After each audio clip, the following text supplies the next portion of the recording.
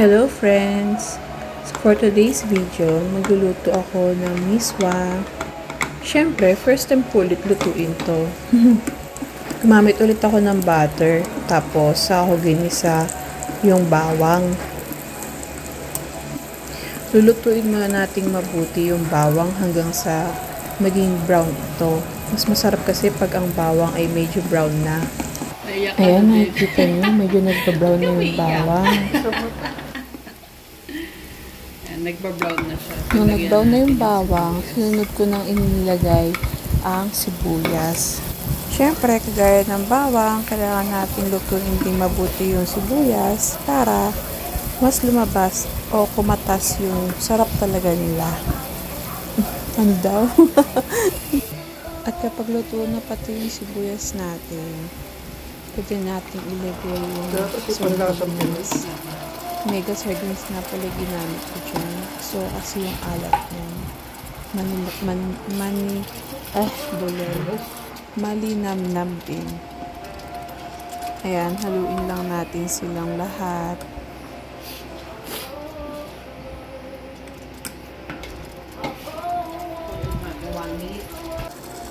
Ayan, at nung kumukulo na yung sardinas, nilagay ko na yung patola.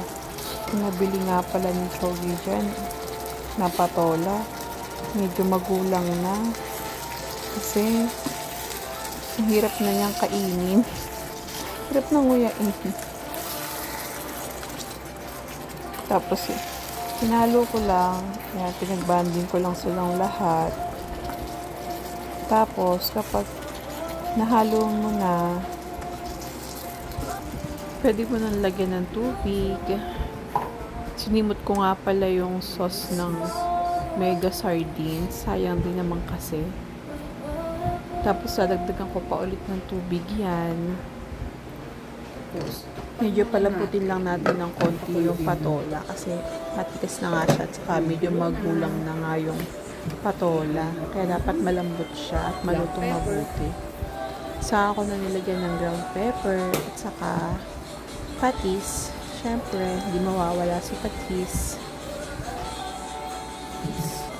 Tapos, halo-halo natin sila hanggang sa magbanding na yung seasonings na nilagay natin dun sa gulay at saka sa sardinas.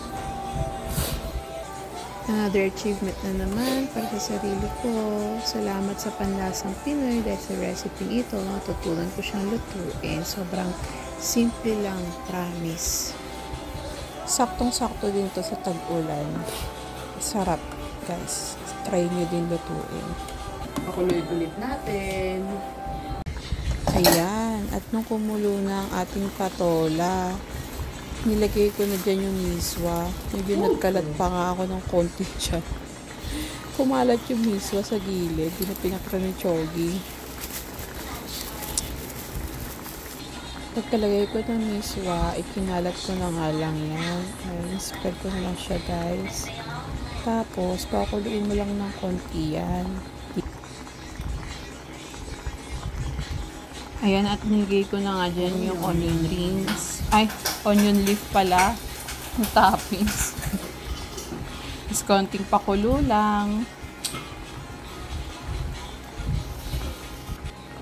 Tapos, hinalo ko na para mag-spread na yung onion leaf sa ulam. Tapos, pakuluin ko na lang ng konti.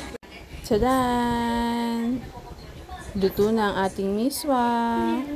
Thank you guys for watching. Hope you like my video. Bye-bye!